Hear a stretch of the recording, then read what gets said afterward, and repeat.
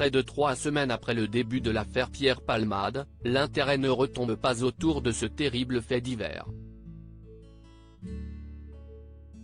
Des révélations et des rebondissements qui agacent Jean-Luc Reichmann. Difficile de passer à côté de l'affaire Pierre Palmade depuis l'accident de voiture qu'il a provoqué le vendredi 10 février, alors qu'il conduisait sous l'emprise de stupéfiants. Une affaire aux multiples et dramatiques rebondissements, alors que l'enquête suit son cours. Cette semaine, on apprenait ainsi que le petit garçon de 6 ans blessé dans l'accident était sorti de l'hôpital mais gardait de graves séquelles. Quant au bébé de la passagère enceinte, il serait né viable et vivant après l'accident d'après des expertises médicales que BFM TV cesse de procurer. Quant à l'humoriste, victime d'un AVC, il a été placé en détention provisoire, pour l'heure dans sa chambre d'hôpital. Affaire Pierre Palmade, les premiers résultats de l'enquête. La chaîne d'info qui consacre un temps conséquent à l'affaire a également dévoilé les circonstances de l'accident de voiture provoqué par Pierre Palmade. Outre la drogue, l'utilisation d'un téléphone portable pourrait en être à l'origine. Aux enquêteurs, l'humoriste également soupçonné de pédopornographie aurait déclaré être dangereux à cause de la drogue. Je suis un chic type, je suis quelqu'un de bien, mais il faut que mon rapport avec la drogue soit résolu, que la drogue soit bannie de ma vie.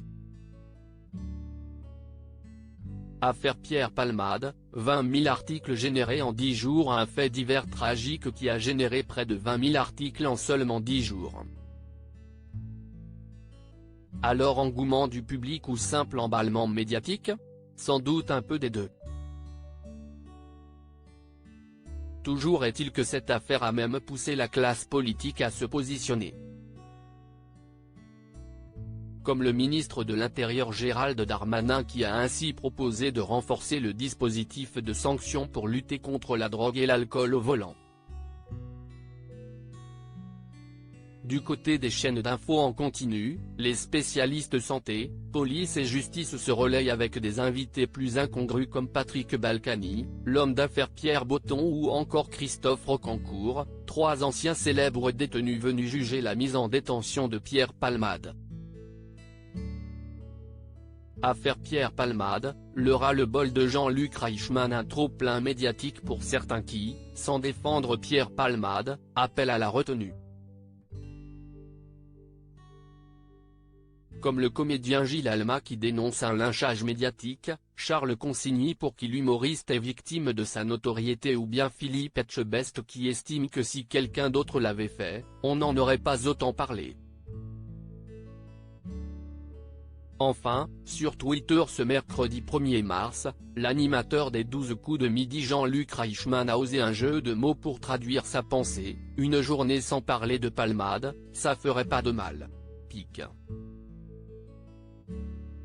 Twitter.com/j8lxgs6w4f, Jean-Luc Reichmann @jl-Reichmann, March 1, 2023. À lire aussi: on ne va pas en prison quand on fait ça. Julien Courbet évoque la mort de son père et fait un parallèle avec l'accident de Pierre Palmade.